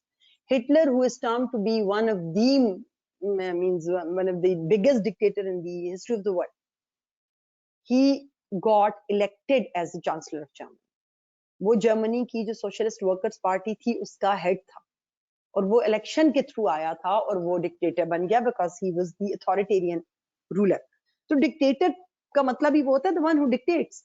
So even a politically elected, even if we look at Trump today, he has turned to be, he has जिस हद तक उसकी capacity है, जितना वो कर सकता है उतना वो उसने डिक्टेटोरियल पॉलिसीज अडॉप्ट की. So even the democratically elected people can turn to be dictators on the basis of authoritarianism that they hold. So Indira Gandhi in India turned to be a dictator during her era. Likewise, Narendra Modi in India, he is an elected person, however, has turned to be a dictator. Zulfikar Ali Bhutto was an authoritarian, so dictatorial powers thi unki bhi, and he also was. और dictatorship से मुराद ये है कि a person who thinks himself to be the one to impose his decisions, और जिसको ये लगता है we can do it even in good faith or in whatever form. तो ये debatable है इसका right and इसकी good will and bad will and all, वो इन debates में भी हम नहीं पा रहे, ठीक है. लेकिन डिक्टेटर आपका होता है जो कि अथॉरिटेरियन होता है, चाहे वो इलेक्ट होके आए या चाहे वो मिलिट्री कू के थ्रू आए. Now there are terminologies like colonialism and neo-colonialism. So colonialism, you all might be familiar with the fact that it's the extension of nation's sovereignty over territory beyond its borders by establishment of colonies over there in order to rule natives of that land. So jo colonialism tha, this was a phenomena being introduced by the European powers in 14, 15, 16, 17 centuries. और इसमें इन्होंने जो चीज interesting की, expansionism हमेशा से होता रहा. हम ऑटोमन एम्पायर की एक्सपेंशनिज्म देखें तो आपको नजर आएगा कि किस स्केल पे एक्सपैंड हुई और कहाँ कहाँ किन किन जगहों को उन्होंने पार्ट बना दिया of the same empire. However, expansionism and colonialism were two distinct things. आपका जो colonialism है इसमें you rule with the help of the natives and you go beyond your geographical proximity. अब यूनाइटेड किंगडम ने जो अपनी कॉलोनीज होल्ड की थी वो यूनाइटेड किंगडम के साथ कहीं पे भी कनेक्टेड नहीं थी. अगर आप ऑटोमन एम्पायर की एक्सपेंशन देखोगे तो आप देखेंगे, और आप उनकी जो फाइनल बाउंड्रीज जो उन्होंने ड्रॉ की थी वो देखेंगे तो आपको नजर आएगा कि वो एक ही बड़ा टेरिटोरियल लैंड मैस है जिसमें उन्होंने खुद को एक्सपैंड कर दिया. जबकि आप अगर ब्रिटिश कॉलोनीज देखोगे तो you find them in United States of America, you find them in Africa, you find them in subcontinent, you find them in east Asia, in middle east, जो कि यूके के साथ है. तो बहुत आप इन्होंने बियॉन्ड द टेरिटरी, जो नॉर्मल एक एक्सपेंशन का प्रिंसिपल था, उससे बियॉन्ड जाके दूसरी एरियाज में टेक ओवर करके और उनके जो उनकी सॉवरेंटी थी उसको टेक ओवर किया, उनको अपने क्राउन का पार्ट बनाया. And then they started means they used to, जब एक्सपेंशन होता था, जैसे ये अभी जैसे मैंने ऑटोमन एम्पायर की बात की, तो जब वो वाली एक्सपेंशनिज्म होती थी ना, वो बड़ी इंटरेस्टिंग एस्पेक्ट था। इवन उससे पहले जब इस्लाम का स्प्रेड ही जब होना शुरू होता है, और हजरत उमर ने जब एक्सपेंड किया और उनके दौर में बहुत ज्यादा एक्सपेंशन हुई, तो जब उन्होंने एक्सपेंशन की तो उन्होंने एक रूल बनाया। वो जहां जाते थे वो अपने मिलिट्री बैरिक्स उन जगहों के, उन सिटीज के, उन एरियाज के बाहर बनाते थे, क्योंकि वो अपने मिलिट्री के लोगों को खास इंस्ट्रक्शन देते थे कि you means he did not want them to influence the people within those areas in certain way, कोई उनको मैनिपुलेट ना कर सके। तो they were concerned about the people, expand कर दिया वो एरिया, आपके एम्पायर का पार्ट बन गया, you were responsible for their wellbeing and their welfare. और इसी तरह जब ऑटोमन एम्पायर की भी हम एक्सपेंशन देखते हैं तो हमें नजर आता है कि वो उन एरियाज को जब कैप्चर कर रहे हैं तो they are not trying to extract the resources and take them away from those territories into the territories that originally, फिर वो आपका हिस्सा है, वो आपकी टेरिटरी है, ठीक है। जबकि जो colonialism था इसमें they means if we take the example of United Kingdom, so for United Kingdom the UK was the main area, was the motherland. They, if they found resources in subcontinent, they had to extract them, take them back to UK, make them more furnished product, convert them into furnished products, sell them back to the natives. तो आपका एक exploitation का principal है जो underline कर रहा है सारे प्रोसेस को, क्योंकि you are not owning those people. Means since you are not owning those people, you have colonized them. So there is a relation of a colonizer and colonized. उसमें और आपकी एक्सपेंशन में फर्क है। आपने ओन कर दिया टेरिटरी को, this territory belongs to you, now development of that territory is for your sake. अच्छा, यहाँ पे एक और बात कि ऐसा कोई सवाल आपके जहन में आ सकता है कि दो द एक्सट्रैक्टेड रिसोर्सेज बहुत सारा मींस एक वो वेल्थ की ड्रेन हुई इन जगहों से, यूएस की जो आप देखते हो गोल्ड के चक्कर में वहां जाना शुरू एंड ऑल दैट, लेकिन आप इस सवाल कर सकते हो कि बहुत सारी डेवलपमेंट भी हुई यहाँ पे। For example the railway networks बहुत ज्यादा एक्सटेंसिवली बिल्ड हुए, यूरोपियन कॉलोनियल मास्टर्स ने बिल्ड किए, पोस्टल सिस्टम बिल्ड हुआ। यहाँ पे भी की one thing in your mind that they focused on developing all those areas which were beneficial for themselves. For example, railway, they were obviously in close confrontation, or they were always at risk of confrontation with the other colonial masters. So if we take the example of Britain, Britishers were not the only colonial masters back then. They had competitors like French, they had competitors like Dutch, they had competitors like Portuguese. Goa आपका पोर्टुगल के पास है, Portuguese के पास है, बाकी सब continent Britishers के पास। इसी तरह सब कॉन्टिनेंट ईस्ट एशिया के अंदर फ्रेंच इंडो चाइना को होल्ड कर रहे हैं, मलाइशिया इंडोनेशिया को डच होल्ड कर रहे हैं। तो इस तरह के कंपेटिटर्स हैं, ठीक है। तो उनको हर वक्त अटेंटिव रहना होता था to counter the competitors, so they focused building on those areas which were beneficial for themselves, like the railway networks जिससे मोबिलिटी आसान हो जाए, लाइक द पोस्टल सर्विसेज जिससे कम्युनिकेशन आसान हो जाए। तो ये चीजें you have to keep that in mind. Now, here the most relevant terminology for us is actually neo-colonialism currently. Colonialism एक जमाने तक रहा, लेकिन आपकी वर्ल्ड वॉर 2 होना, यूएनओ का बनना, यूएस का as the most powerful actor सामने आना colonialism के लिए बहुत बड़ा सेटबैक था। फिर colonialism was challenged by the process of decolonization, और आपकी मिड 60s में आके, अर्ली 70s में आके colonization as a phenomena was no more acceptable. लेकिन आज के दौर में those means the state like even United States of America who had been extremely anti-colonialism, they are involved in a new different kind of colonialism, that is neo-colonialism. Colonialism में they used forces to capture those territories, to be physically in those areas. Neo-colonialism में you don't need to be physically there, but objective is to extend your influence. So to extend one's influence in another sovereign territory without being physically present over there is the neo-colonialism. ये image आपको बहुत ज्यादा अच्छे से explain कर सकता है। जो पुराने colonials थे वो जिस लैंड पे जाते अपना झंडा लगाया एंड कहा I claim this land in the name of His Majesty. जो आज के दौर में आपके neo-colonialists हैं, उन्होंने क्या कहा, like IMF, I structurally adjust this land in the name of economic growth. So I hope it's clear to you कि in one way or the other neo-colonialism को सबसे ज्यादा जो promote ये हुआ है idea, that is actually on the basis of economic growth. Now coming to the capitalism and socialism and communism, बहुत important ideas हैं, बहुत इंपॉर्टेंट कॉन्सेप्ट्स हैं आईआर के अंदर.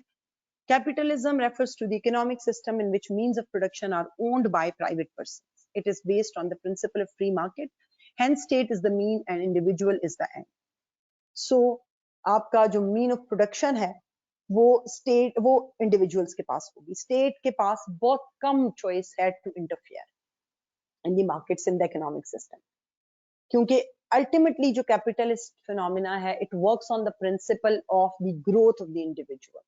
वो ये कहेगा कि everyone will earn according to his capability, without obviously paying attention to the fact that everyone is not born with the equal opportunity. And since people are not born with the equal opportunity, they cannot utilize their capacity, their capability to the fullest. हर एक के पास chance नहीं होता life में कि वो अपनी capabilities को, अपने पोटेंशियल को पूरी तरह से कैपिटलाइज कर सके, यूज कर सके. तो उस फैक्ट को, यही उनका सबसे बड़ा ड्रॉबैक है कि वो उस फैक्ट को इग्नोर करते हैं and they promote the principle of competition. वो कहते हैं कि when everyone will start working on the basis of the capacity that they, capability that they have, they all will be able to earn. आपकी state भी strong होती रहेगी और आपका इंडिविजुअल भी स्ट्रांग होता रहेगा और आपके इंडिविजुअल का मींस वो मैक्सिमाइज कर सकेंगे अपने प्रॉफिट को. So maximisation of profit is another idea. Socialist, और ये जो आप देख रहे हैं, okay let me again use this spotlight. ये जो फिगर है, this is actually, this picture indicates capitalism in the eyes of socialist. तो socialist का उन पे claim ही है कि आप one person will hold all the wealth at the expense of the other, because the other one who does not have equal opportunities means आपका एक industrialist है जो ये कहेगा कि मेरी industries grow करेंगी as per my capability, but the worker who is serving him is the one who from the very basic, from the very start lacks all those opportunities that the other person has. तो वो जो worker होगा वो उससे ज्यादा काम करेगा, वो 12 घंटे 16 घंटे काम करेगा, but won't be able to earn. So he will keep working and the other will keep collecting the dollars. Socialists का कहना ये है, they aim to, इसी तरह ये इधर भी आप देखें तो आपको नजर आएगा कि capitalism promotes competition, socialism promotes cooperation. Socialists क्या कहेंगे? They aim to have a socio-economic system in which property and its distribution are subject to control by the community.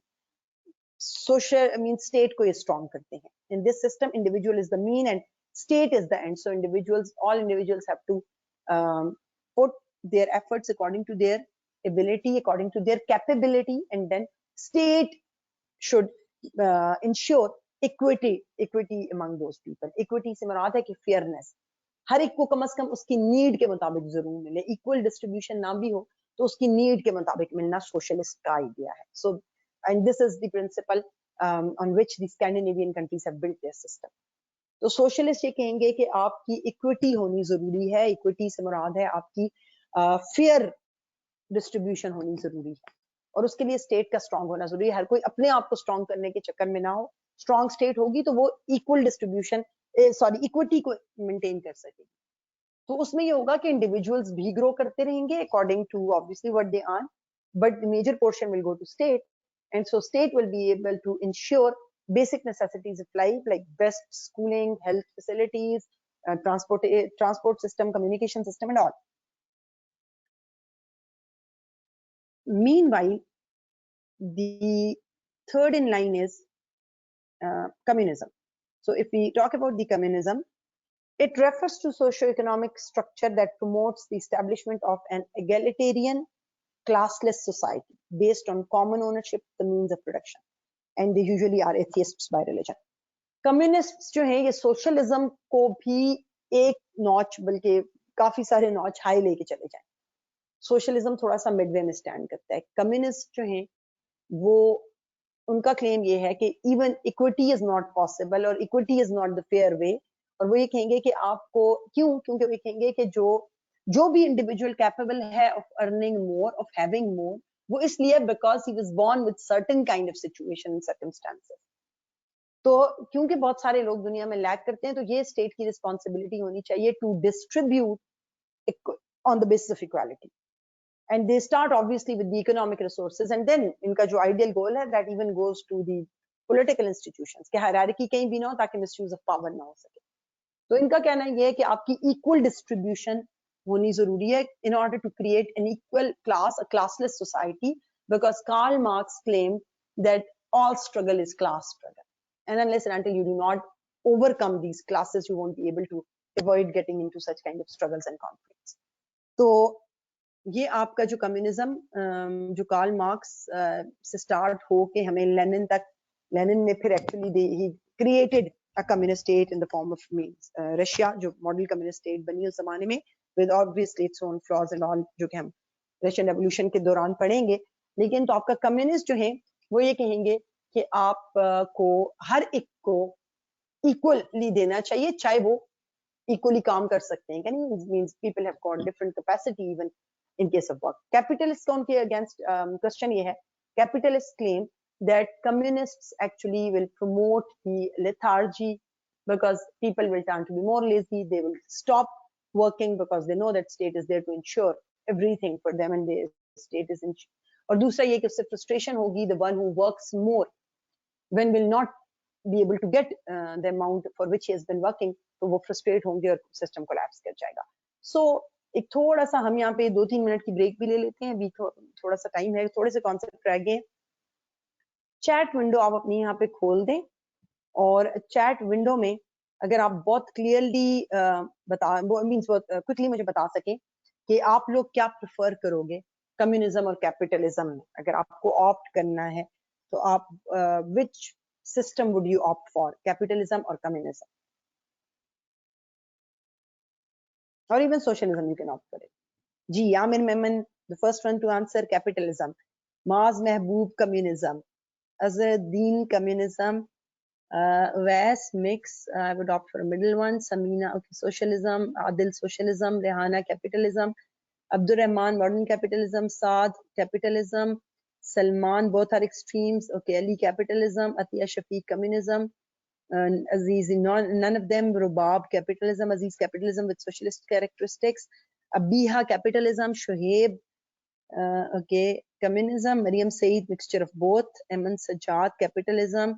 Amir Hussain, balance. Eman Rao, mixed approach.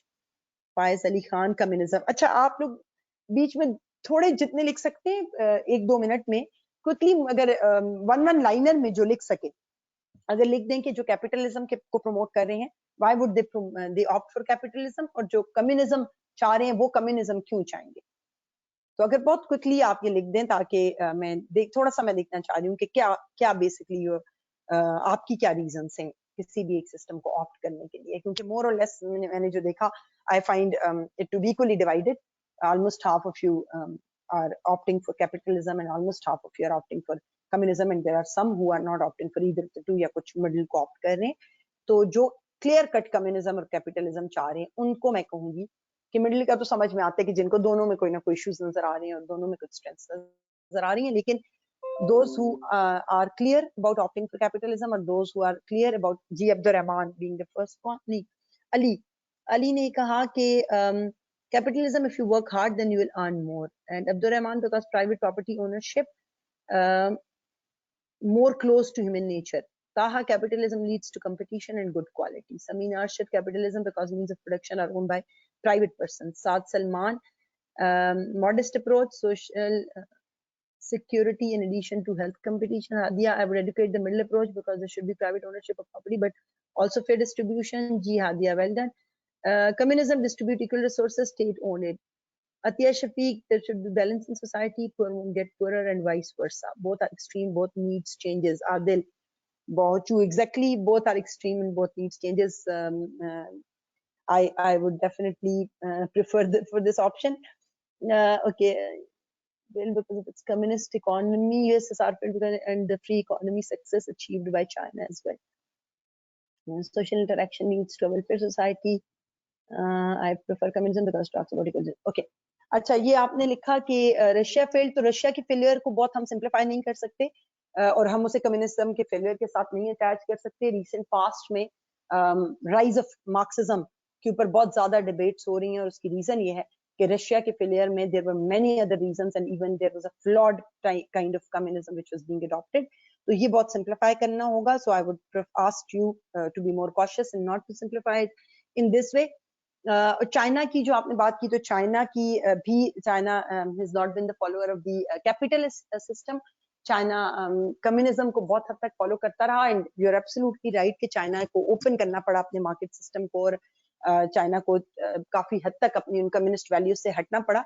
लेकिन हम ये system के अंदर क्या strengths and weaknesses है, will discuss them at length. ये हम Marxism को, क्योंकि मैंने रखा हुआ टॉपिक, उसको हम अलग से पढ़ेंगे बहुत डिटेल में। एफर्ट एंड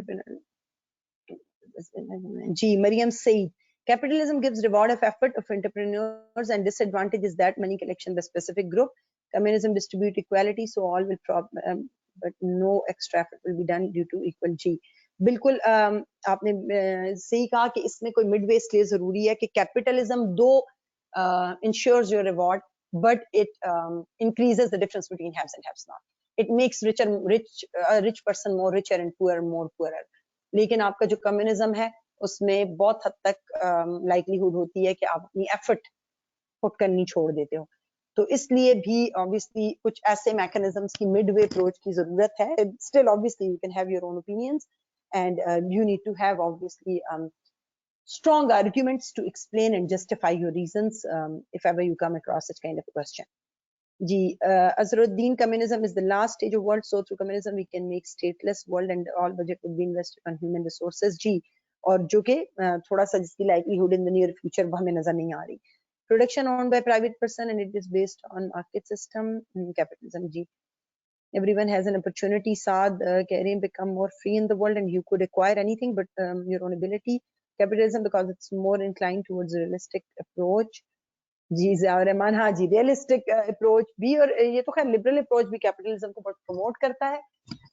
ये हम थ्योरीज में डिस्कस करेंगे ये चीजें, लेकिन ये कि और अगर आप रियलिस्टिक से मुराद आपकी ह्यूमन नेचर के करीब है तो भी आप ठीक कह रहे हो कि आपका जो कंपेटिटिव एक सेंटिमेंट होता है उसको ये बहुत इनकरेज करता है, लेकिन एट टाइम्स उसको बहुत ज्यादा इनकरेज कर देता है, so which leads us to lack even core human values. तो वो फिर आपकी ह्यूमन वैल्यूज को क्रश करना शुरू हो जाता है कैपिटलिज्म, जो इसका बड़ा फ्लॉ है। Gone through so many researches and advanced technology, we're not working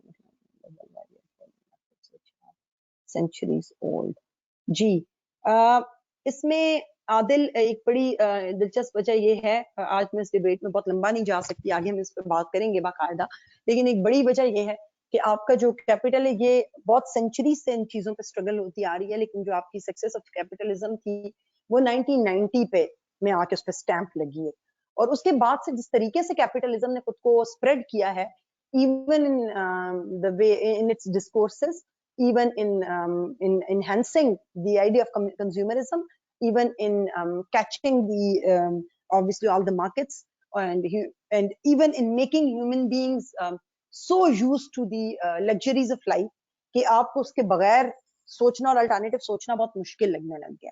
तो इस वजह से भी हम लैक करते हैं कोई alternative models. However we will discuss all these things on length, हमने कैपिटलिज्म पे और मार्क्सिज्म पे बहुत डिटेल में डिस्कशंस करनी है, because these are significant for you as human beings, not only as the students of IR, not only as the students for CSS, but as human beings as well. जी, शुहेब कह रहे हैं कि promote करते हैं equality, इसलिए वो support करेंगे। Thank you so much for your feedback. हमारा टॉपिक खत्म नहीं हो सकेगा अगर हम आगे नहीं बढ़ेंगे, but keep thinking about these things. ये अच्छी बात है कि आप थोड़ा सा सोच सकते हैं और अपने आइडियाज बात कर सकते हैं, but stay open to change and keep thinking. ऐसा नहीं कि आप किसी भी चीज के साथ बहुत फॉर्म होकर अटैच हो जाए। आपको अगर जब तक आप अपनी थिंकिंग को ओपन नहीं रखेंगे, आप उसको फ्लेक्सिबल नहीं रखेंगे, you won't be able to evolve. तो एवोल्यूशन का बेसिक प्रिंसिपल ये है कि आपको अपने आप को ओपन रखना है। So now comes the leftist and rightist groups. Left wing denotes a political group that seek to reform or abolish existing social order in favor of more equal distribution of wealth. Hence, it emphasizes on social change. Communists को अक्सर हम leftist group कहते हैं। Left group आपका वो होता है जो कि change की बात कर रहा है, status quo को भी change कर रहा है, और जो कि systems को भी change कर रहा है, traditions को भी challenge कर रहा है। तो किसी भी system को change करने की इनमें कैपेसिटी भी है और ये एफर्ट भी करते हैं। राइट विंग आपका वो है who tend to preserve tradition. They believe in social equity rather than social equality. तो राइट विंग आपके यूजुअली कंजर्वेटिव लोग हैं जो कि ट्रेडिशंस को प्रिजर्व करने की कोशिश करते हैं. Even there are revolutions which were brought by the right wing people जो कि who want to go back to the tradition. तो अगर आपके ट्रेडिशन को किसी ने चैलेंज कर दिया, चेंज ले आए, तो उसको वापस लाने के लिए वो दोबारा एफर्ट करेंगे. चेंज वो भी लाने की कोशिश कर सकते हैं, but back to the tradition. तो they are more conservative people and leftist usually are considered to be more progressive and more liberal people. आपका लेफ्ट वर्सेस राइट अगर हम देखें, ये एक इमेज है जिसमें हम इंडिया को देखें तो we find BJP to be more conservative, more rightist party, and Congress to be and communist extremely left and Congress in the midway but more liberal than BJP. और आपकी जो फाशिस्ट पार्टीज होती हैं ये बहुत ज्यादा राइट विंग को belong करती हैं, जैसे कि इटली के अंदर मुसोलिनी था या हिटलर था जर्मनी के अंदर. Now coming to nationalism. Nationalism refers to someone's identification with a group of people on the basis of some common attributes. It can be taken as a broad concept like Muslim Ummah. Nationalism जो means nationalism based on Muslim Ummah, or a narrow one like within Pakistan we find Baloch nationalism and Punjab nationalism and Pakhtun nationalism and all that. तो आप इसको जिनको हम फिर सब categories में डाल देते हैं, इथनो नेशनलिज्म एंड सब नेशनलिज्म, इन इस तरह की टर्मिनोलॉजी इस्तेमाल करते हैं. तो बेसिकली आपका जो नेशनलिज्म है, चाहे वो बहुत नैरो हो चाहे वो बहुत ब्रॉड हो, ये आपकी identification with certain group of people on the basis of either your ideology or your language or your culture or your geographical proximity आपको एक नेशन बना देता है और आप एक दूसरे के साथ कनेक्ट होना शुरू हो जाते हो. तो बहुत ही नाइव सा, बड़ा इनोसेंट सा कॉन्सेप्ट है नेशनलिज्म का अपेरेंटली, क्योंकि ये आपको इंटीग्रेट करने वाला कॉन्सेप्ट है. However, दुनिया के अंदर बहुत सारी जंगें हैं जो कि नेशनलिज्म का आउटकम है, क्योंकि when you turn to be so rigid in following your nationalist sentiment, that emerges as or that challenges the interest of someone else. Means your national interest, these the pursuance of your national interest can be at the stake of someone else's national interest. तो आपका nationalism किसी और nationalism के साथ clash में आ सकता है और वो conflict की तरफ lead कर सकता है. यूगोस्लाविया का पूरा जो split है, जिसमें आपको बाल्कान रीजन नजर आएगा, जिसमें सर्बिया और मॉन्टेनेग्रो और मैसेडोनिया और बोस्निया ये स्टेट्स क्रिएट हुई. They were the outcome of the nationalism and national spirit, और उसी की वजह से वो वॉर्स में गए, आपस में कॉन्फ्लिक्ट उनके होते रहे. वर्ल्ड वॉर्स इवन नेशनलिज्म उनके पीछे बड़ा एक इंस्टिगेटिंग फैक्टर था. दैट विल बी डिस्कसिंग इंशाल्लाह इन आवर थर्ड लेक्चर.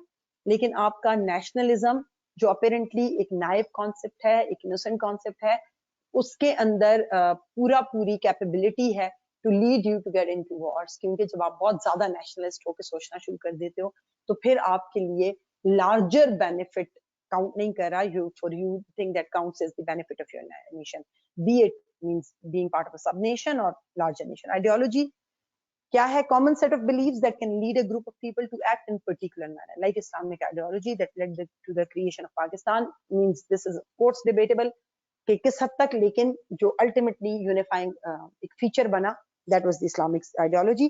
तो आपकी आइडियोलॉजी जो होती है वो आपके वो सेट ऑफ बिलीव्स हैं जो जिनकी वजह से आप किसी भी सर्टेन तरीके से एक्ट करते हो. तो ideologically if you are communist you will act in certain way. Ideologically if you are Muslim you will certain way. Ideologically if you are capitalist, आप कैपिटलिस्ट आइडियोलॉजी को भी बिलीव करते हो तो you will act in certain way. लेकिन ideology भी, जैसे nationalism एक बड़ा इनोसेंट कॉन्सेप्ट है, उसी तरह आइडियोलॉजी जो कि कुछ सेट ऑफ आइडियाज हैं जिनसे आप रिलेट कर रहे हो, तो बड़ा इनोसेंट सी चीज है. आपको की आइडियोलॉजी होनी चाहिए, there is no harm in it. However ideology में भी जब आप बहुत ज्यादा आइडियोलॉजिकली ड्रिवन होते हो तो फिर हमारे पास अस एंड देम की कैटेगरीज क्रिएट हो जाती है, because then followers of the ideology, one ideology turn to be us and followers of the ideology of some other ideology will be them.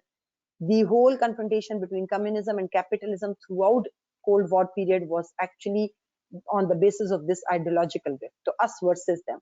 और ये आप देख सकते हो कि फिर आपके बीच में distrust होता है, फिर you blame each other, you isolate, you get separated and you attack each other. तो आपकी बहुत सारी wars और बहुत से conflicts are the outcome of the ideological split.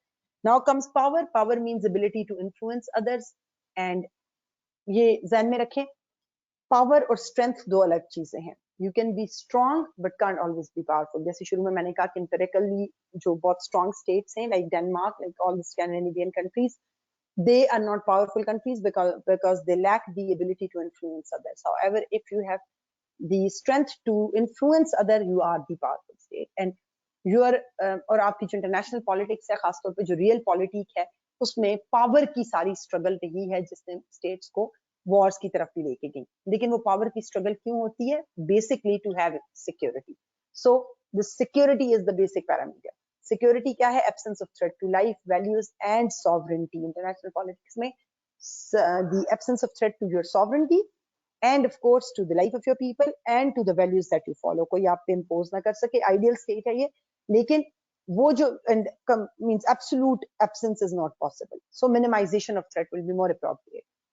So ideally it's absolute, it's the absence of threat, but practically it's the minimization of threat to the life, values and life को ही हम देख सकते हैं कि absence of threat to life is not possible. Human beings are they cannot live forever, so death is always there. So आपकी absolute absence of threat is not possible. तो minimization of threat हम कह सकते हैं, और यही security होता है जो कि एक cause बनता है, क्योंकि security को लेके we are concerned and we turn to be more scared कि हमारी security खतरे में ना पड़ जाए, and in order to make ourselves, and that fear then ultimately lead us to gain more power. तो ये चीजें आपस में बहुत closely interrelated है. Anarchy भी एक terminology on and off use होती है which refers to the absence of central government leading to chaos and lawlessness.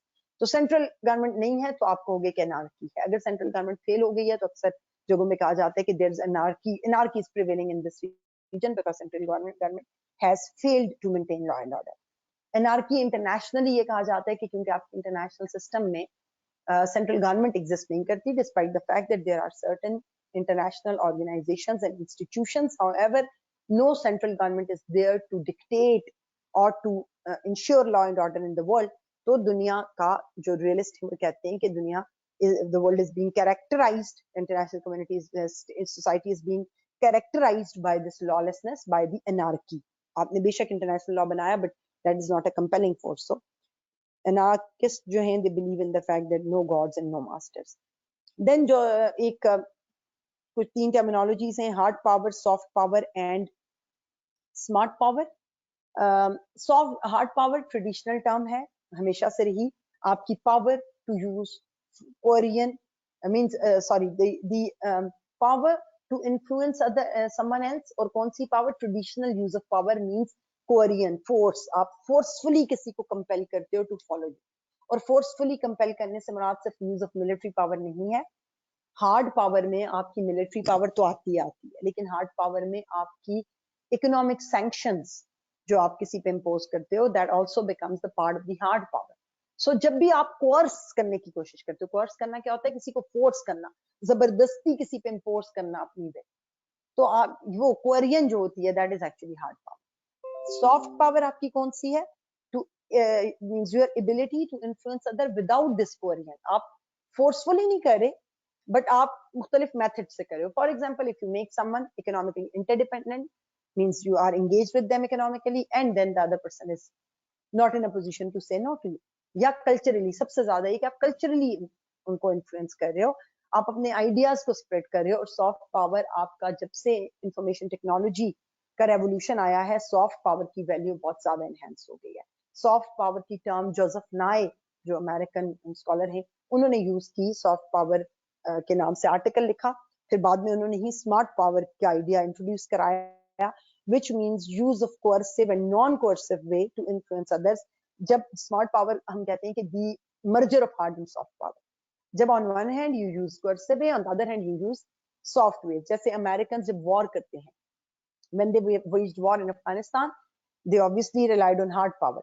But within Afghanistan, they started building their infrastructure, NGOs खोल दी और development के काम शुरू कर दिए, तो they were focusing on using soft power as well.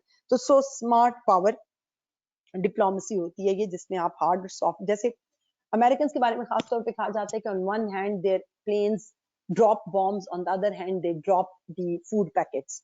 तो hard and soft power का यूज इकट्ठा करना.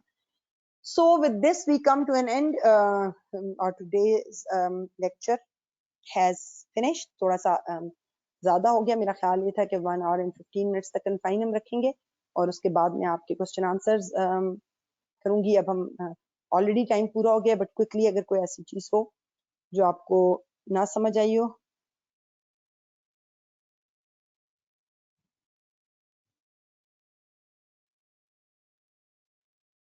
जी Adil, you will be able to get these slides. और जो टीम enablers है, they'll ensure कि आपको slides मिल जाएंगी इंशाल्लाह. Don't worry about it. अच्छा, जी सोशलिज्म, मरियम सईद पूछ रही हैं सोशलिज्म का मेन डिफरेंस. कैपिटलिज्म या कम्युनिज्म आपने सॉरी पूछा. कैपिटलिज्म और socialism are entirely different. Capitalism आपका स्टेट को एक सिर्फ मीन के तौर पे इंट्रोड्यूस कराता है कि स्टेट के अंदर जो कुछ भी मौजूद है वो इंडिविजुअल का है और इंडिविजुअल उसको ले सकता है और इंडिविजुअल इंटाइटल्ड है उसे यूज करने के लिए. हाउएवर और इंडिविजुअल अपने आप को ग्रो करे जितना पॉसिबल है. तो इंडिविजुअल की ग्रोथ इंपॉर्टेंट है और इंडिविजुअल फिर जिस मैकेनिज्म से ग्रो करे वो फिर इसी में कमर्शियलिज्म भी आ जाता है और मार्केट्स भी आ जाती हैं और सारी इस तरह की चीजें आ जाती हैं जो भी आपकी इंडिविजुअल की ग्रोथ को इंश्योर कर सकती हैं. हाउएवर सोशलिज्म जो है वो इंश्योर करता है आपका ग्रोथ ऑफ द स्टेट. आप अपने आप को अपनी स्टेट को ग्रो करोगे और इस तरीके से ग्रो करोगे कि स्टेट अपने इंडिविजुअल्स की बेसिक जो नेसेसिटीज हैं उनको इंश्योर कर सके. ठीक है, तो आपकी state basic necessities of life को इंश्योर करती है. बेसिक मींस स्टेट इक्विटी को इंश्योर करती है और इक्विटी होता है कि जस्ट डिस्ट्रीब्यूशन, फेयर डिस्ट्रीब्यूशन जिसकी बेस पे लोगों को उनकी बेसिक नेसेसिटीज मिल जाएं जो उनको कम से कम उनकी नीड्स फुलफिल हो सकें. जहां तक कम्युनिज्म की बात है, communism is based on the idea of promotion of a classless society. वो ये कहते हैं, वो सोशलिज्म से भी उसमें भी स्टेट इंपॉर्टेंट है, लेकिन वो ये कहते हैं कि आपकी जो सोसाइटी है उसमें इक्वल डिस्ट्रीब्यूशन है, इक्विटी नहीं होनी. It means it's not about just fair, क्योंकि फेयर डिस्ट्रीब्यूशन इसलिए नहीं हो सकती कि लोगों की इनहेरेंट कैपेसिटीज, कैपेबिलिटीज और opportunities that they come across they are different. तो वो ये कहते हैं कि आपकी क्योंकि वो चीजें डिफरेंट हैं तो फेयर इक्विटी को इंश्योर कराना is not possible. However there should be equality, और इक्वालिटी तब हो सकती है जब आप एक क्लासलेस सोसाइटी को क्रिएट करते हो जिस सोसाइटी के अंदर कोई भी क्लास का डिफरेंस ना हो. इक्वल डिस्ट्रीब्यूशन ऑफ वेल्थ होनी चाहिए. जब तक वो नहीं होती तब तक आप नहीं इंश्योर कर सकते कि दुनिया से कॉन्फ्लिक्ट्स खत्म होंगे.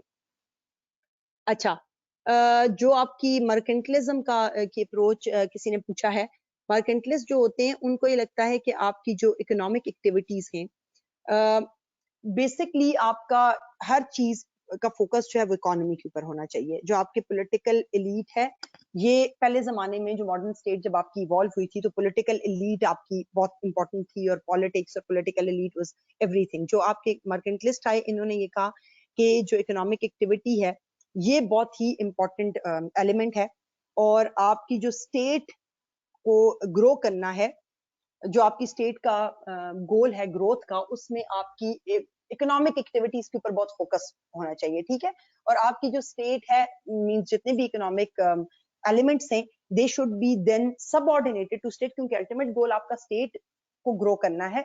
लेकिन स्टेट सिर्फ पॉलिटिकल इंस्टीट्यूशंस को सबऑर्डिनेट बना के ग्रो नहीं कर सकती, बल्कि आपकी जो इकोनॉमिक एक्टिविटी है वो भी आपकी स्टेट की अंडर होनी चाहिए. आपका स्टेट का इंटरफेरेंस उसमें होनी चाहिए.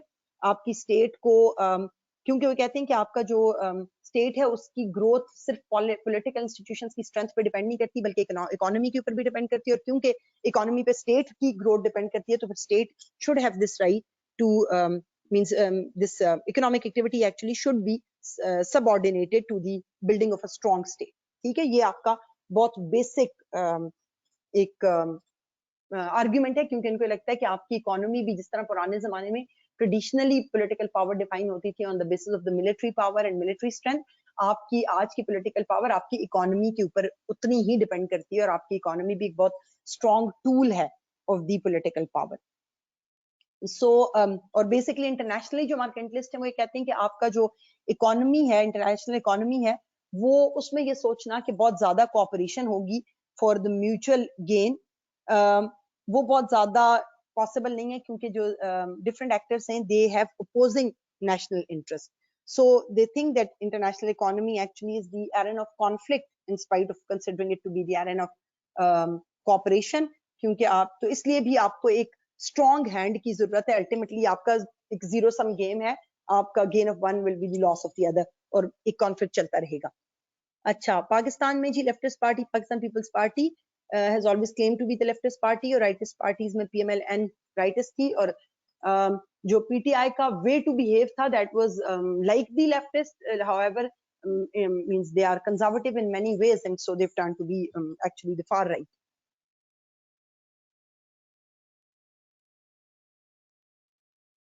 Okay, जी आपने पूछा political institution and political actors. Political institution आपके वो हैं जो कि गवर्नमेंट जिनकी ऊपर बेस्ड है and they have got more, they are of more permanent nature.